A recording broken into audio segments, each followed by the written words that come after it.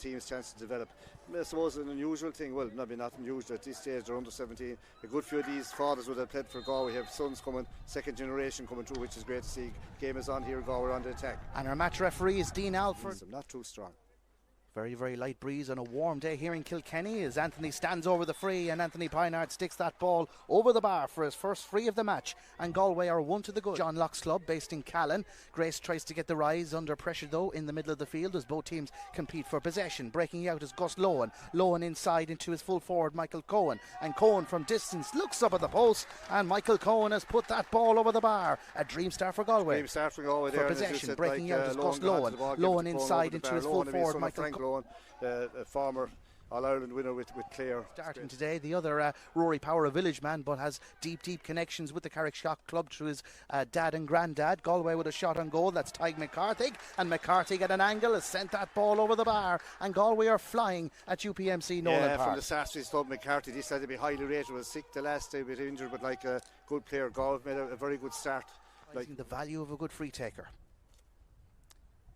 Anthony Pinard now, this one off the 45, well within his compass, but with that breeze blowing into his face, nothing simple in this first half. Anthony bends, lifts and strikes, and he pops that ball over the bar, no mistake. Yeah, has a kind of a nice rhythm of striking the ball, kind of balances the ball under hurl and gets away with it.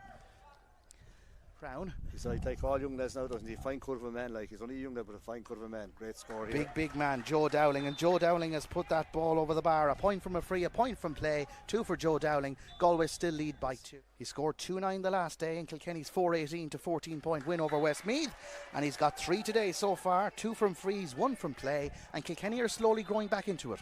They are, yeah, and he's good at it, like, and he's lovely kind of a strike because he's lovely balanced, lovely free. And Dowling answers his critics and pops that ball over the bar, and he's unerring so far on free. The same thing every time from the outer D. Of course, the inner and outer D's here in UPMC Nolan Park. We do have a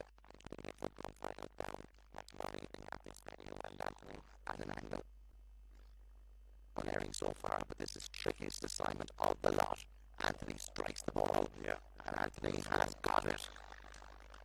He had his Weetabix this morning, sir. To be fair, that's a good. Chased down by Jamie Welch, but Lohan takes a strike, and that ball has gone inside the upright and over the bar. The white flag is raised. Owen O'Gorman in the Kilkenny goal was trying to influence the umpires, but to no avail. It was a good score. I prefer to Lohan. He's been well near now this time. He's on the Galway. He's on his own 65 or Galway 65.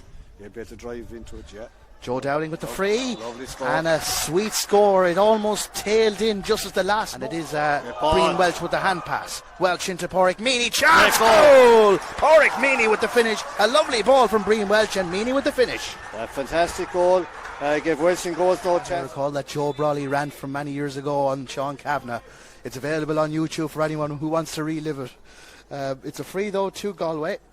Anthony Pinard takes it, and Anthony does what you'd expect he'll do. Score. Yeah, scored over the bar. It wouldn't be too hard for him now. It's within his compass, I'd say. There's no one unmarkable, Cyril, but when you're trying to mark a corner forward like that, as a corner back, sometimes it's not a pleasant afternoon. Yeah, but the only thing is most of the backs have 6 backs now, and they have five forwards, if you know. There's a good score. Anthony Pinard finds the target again. That's his sixth of the match from place balls. Calling at half time. And with that, as you say, Cyril, Dean Alford has blown the half-time whistle here in UPMC Nolan Park, with Kilkenny leading by the smallest of margins at the break in this Electric Ireland Leinster Minor Hurling Championship round-robin game. He scored 11 in Galway's 123 to 119 win over Laois. He's over halfway to equaling that this afternoon, because that's his 7th free of the match and Galway's first of the second half. Yeah, lovely free taker. Egan now with a crossfield ball into the Galway half-forward line, and they look to turn defence into attack the away side. Here's Anthony Pinard now.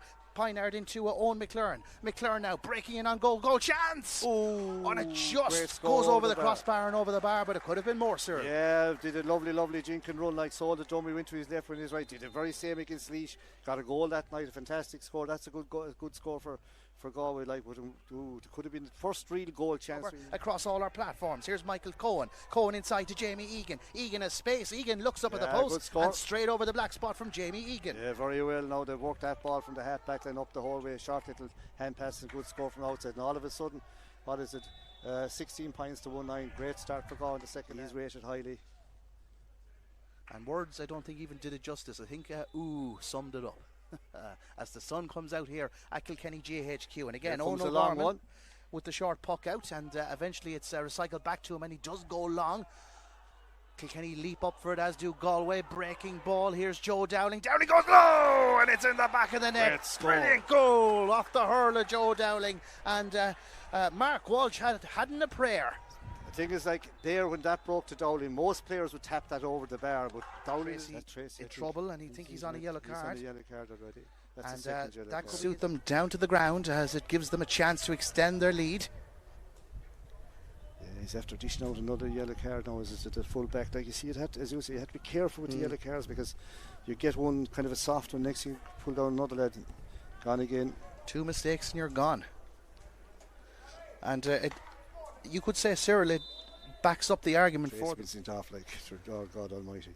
Like, this isn't a dirty game. It wasn't even a hard. Like, it was a foul, but like whether he didn't wear yellow cards. And now all of a sudden, it's Dowling could go for a goal. close range free for Joe Dowling. Dowling won't care. Dowling goes low, and oh no, it didn't cross the line. It was very, very tight. It would be very interesting to look at a replay on that, but it doesn't matter. Joe Dowling and Kilkenny have gotten the goal. It just squirmed over the goal line, and it's Kilkenny 3-10, Galway 20 points. Cyril Farrell makes sense of that. Match chat in 2026. We know why they're bringing it in, but like, yeah. Anthony Pinard now with the close range free, and Anthony is content with a point. And we don't want to see. Want to lob it in? He'd imagine he'll lob it in, and Yeah, doing so here will be goes. Jack Bulger. Bulger drops it in around the house, batted away, and with that, Dean Alford has blown the full-time whistle here in UPMC Nolan Park. Galway the victors. They win their second match of the round-robin series. Kilkenny suffered